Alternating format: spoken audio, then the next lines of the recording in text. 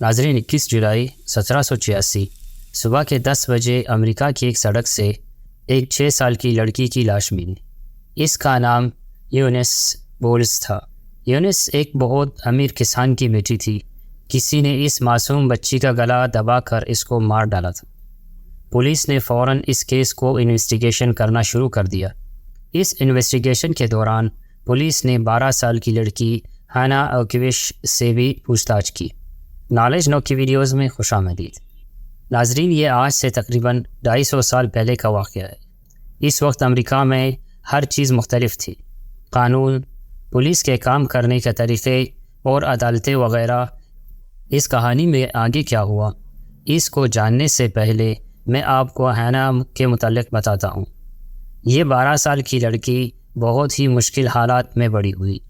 اس کی ماں کئی مہینوں تک اس کو چھوڑ کر غائب ہو جاتی تھی، اور اس کا باپ تو گھر پہلے ہی چھوڑ چکا تھا۔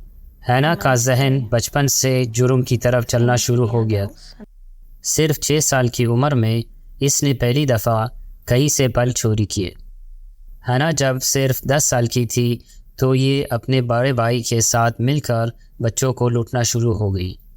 ایک دفعہ انہوں نے ایک چھوٹی سی بچی کو بہت زیادہ مارا اور اس کے پاس سے سونے کا لاکٹ چوری کر لیا۔ ناظرین، یہ اور اس کا بھائی اس واقعے کے بعد پکڑے گئے اور ان کو ایک فوسٹر کیئر میں بھجوا دیا گیا۔ یہ ایک ایسی جگہ تھی جہاں بچے رہا کرتے تھے اور حکومت ان کا دھیان رکھتی تھی۔ وقت گزرتا گیا اور اب ہانا 12 سال کی ہو چکی تھی۔ یہ فوسٹر کیئر سے نکل کر امریکہ کے شہر نیو لندن میں رہ رہی تھی۔ 2 سال فوسٹر کیئر میں رہ کر بھی ہانا نہیں بدلی۔ اس چھوٹی سی لڑکی کا ذہن ابھی بھی جرم کی طرف لگا ہوا تھا۔ ناظرین، اس وقت ایک عورت کے گھر میں کام کرنا شروع ہو گئی، لیکن اس کے ساتھ ساتھ ہانا ایک دفعہ پھر سے اس شہر کے بچوں پر اٹیک کرنا شروع ہو گئی۔ اس جگہ کے بچے اس کو دیکھ کر ڈر جاتے تھے۔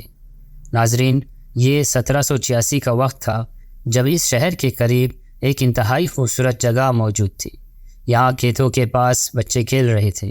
ان بچوں کے پاس باسکٹ تھی جن میں وہ اسٹرابیریز بھر رہے تھے۔ انہی میں سے ایک 6 سال کی بچی یونس بولس تھی۔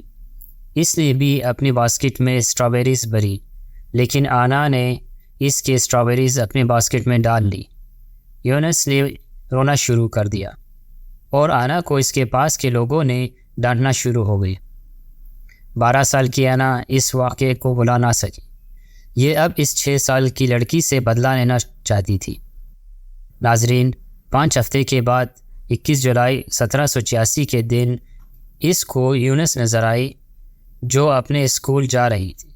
آنا اس کے سامنے آ گئی اور پھر وہ ہوا جو انتہائی افسوسناک ہے۔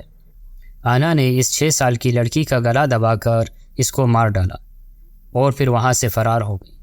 ناظرین، پولیس نے اس کیس میں سب سے پہلے آنا سے پوچھ تاچھ کی۔